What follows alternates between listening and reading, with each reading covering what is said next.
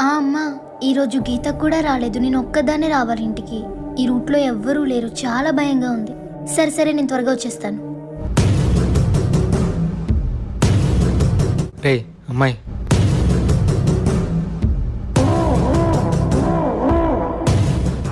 ఓయ్,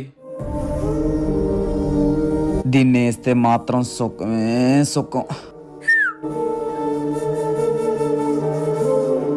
ఇంకో పెట్టొచ్చిందిరా.